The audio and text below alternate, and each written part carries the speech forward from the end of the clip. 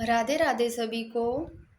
तो दोस्तों आज अपनी नदियों के उपनाम और इन नदियों की जो सहायक नदियां हैं उनको याद करने की कोशिश करेंगे, क्योंकि नदियों के जो उपनाम है, उद्गम है और इनकी सहायक नदियां, वहाँ से ये क्वेश्चन बनते हैं।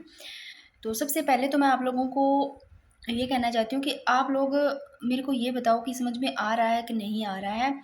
अगर आ रहा है तो आप लोग या कमेंट करके या लाइक कर देना, मेरे को पता चल जाए। दूसरी बात, आप लोग हो कहाँ से, कहाँ से वीडियो देख रहे हो, प्लीज़ मुझे इस बारे में ज़रूर बताना, ताकि मेरे को खुशी मिलती है कि हाँ सच में यहाँ से मतलब मेरी वीडियो देख रहे हैं और सच में समझ में आ रहा है, जिससे मेरे को सच में खुशी मिलेगी। और सच में बहुत अच्छे कमेंट आ रहे हैं, जिससे मन करता है कि आप लोगों के लिए और ज़्यादा अच्छा कंटेंट लेके आऊँ मैं। इतने अच्छे, सच में बहुत ज़्यादा अच्छे कमेंट आ रहे हैं और खुशी मिलती है इस चीज़ से मेरे को बहुत ज़्यादा। तो सबसे पहले देखते हैं लूणी नदी। इसका उपनाम देखो, ये जो जितनी भी ये नदियां हैं ना, अभी ये अरब सागर का पातंत्रवाड़ी यानी कि अपना जल अरब सागर में लेके जाती है वो। अब देखो लूणी नदी, लूणी नदी के उपनाम की बात करें, इसको सागरमती या लवणवती भी कहते हैं। इसका प्राचीन नाम देखो, पुष्कर में लूणी नदी को शाकरी या साकरी कहते हैं। और कालिदास ने लूणी नदी को अंतसलीला नदी का है। आदि मीठी आदि खारी नदी भी लूणी नदी को, मारवाड़ की गंगा भी लूणी नदी को कहते हैं। और ये लूणी नदी की सहायक नदियां मैंने ट्रिक से भी बताया था आप लोगों को पीछे वाली वीडियो में। लीलड़ी जवाई जोजड़ी सगाई असागी, सूकड़ी मिठड़ी बांडी गुइया, जैसा लूणी नदी का नाम वैसी इनकी सहायक नदियां। अब बात करते हैं साबरमती नदी की। देखो पहले तो कुल लंबाई टोटल देखो इसकी 416 किलोमीटर, राजस्थान में लंबाई 45 किलोमीटर। और इसकी जो सहायक नदियां हैं, साबरमती की सहायक नदियों से क्वेश्चन आया है 2022 में।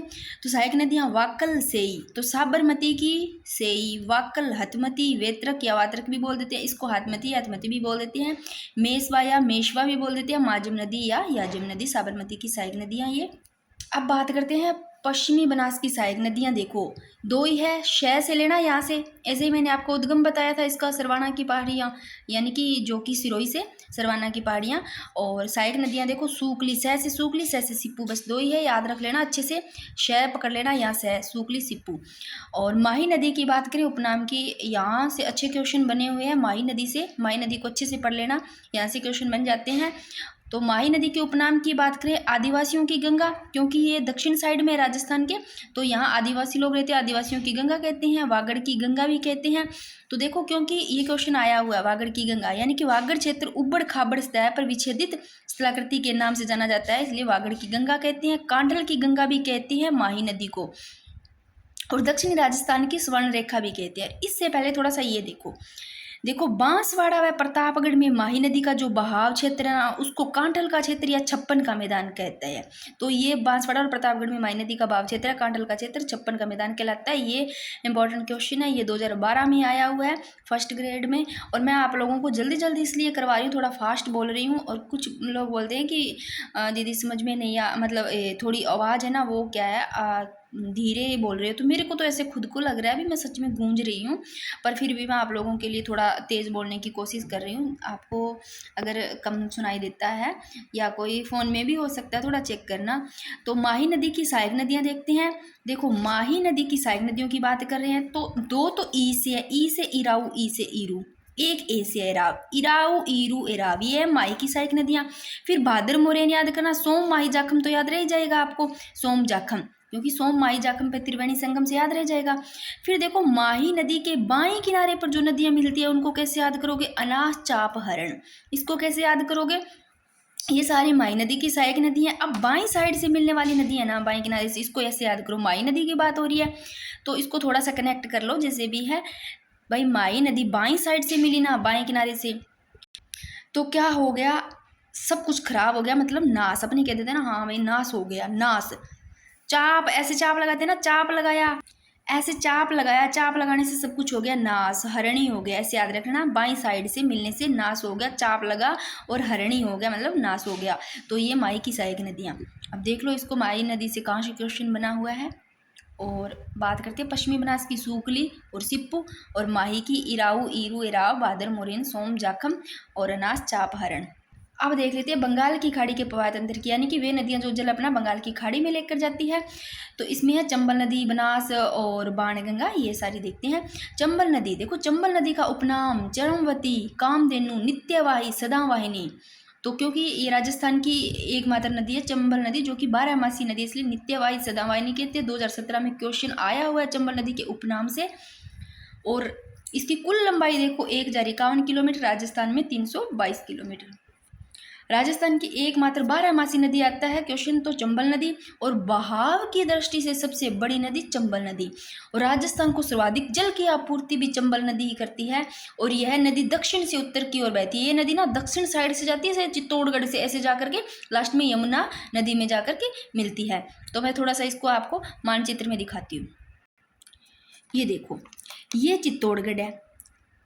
चंबल नदी की बात करें, यहाँ क्या है, जनापाव की पहाड़ियाँ चित्तौड़गढ़ में। मैंने बताया था चंबल, बल बल वही लगाएगा जिसमें जान होगी। जनापाव की पहाड़ियों से देखो चित्तौड़गढ़ के 2 टुकड़े हुए हैं। चित्तौड़गढ़ से कोटा जाएगी, कोटा से देखो बूंदी, फिर सवाई माधोपुर, करौली, धौलपुर, लास्ट में यमुना नदी में जाकर के मिल जाती है, जो मुरादगंज इटावा यूपी में, यहाँ यमुना नदी में जाकर के मिल जाती है। ये है चंबल नदी। तो देखो कहाँ से, इधर दक्षिण साइड है, ऊपर क्या है, उत्तर, तो ये दक्षिण से जाती है, दक्षिण से ही आती है उत्तर में, ऐसे उत्तर में जाएगी। तो ये बात यहाँ हो रहा है, यह नदी दक्षिण से उत्तर की ओर जाती है। कौन सी, चंबल नदी। अब चंबल नदी की सहायक नदियाँ देख लो। काली सिंध नदी, ये रही काली सिंध, पार्वती, कुन्नू, सीप, मेष, कुराल, सिप्रा, गुजाली, ब्राह्मणी, ईज और आलनिया, चाकण, बनास और घोड़ा पछाड़ नदी। अगर आपको इसी में से पूछ ले, यानी कि चंबल की सबसे बड़ी सहायक नदी कौन सी है, तो ये वाली बनास सबसे बड़ी सहायक नदी है। और अब इसी काली सिंध की सहायक नदियों को भी थोड़ा सा ट्रिक से याद कर लेते हैं। देखो काली सिंध, अगर पूछ ले काली सिंध की सहायक नदियाँ आ जाती है, 2-3 दे देती है, चौथा ऑप्शन कोई और दे देता है, तो इसको कैसे याद करोगे। काली सिंध से लेना काली गटा, काली गटा। अब आहू से लेना आई, आहू, आई क्या आई, काली गटा आई। परवन से लेना रे हटाओ पवन।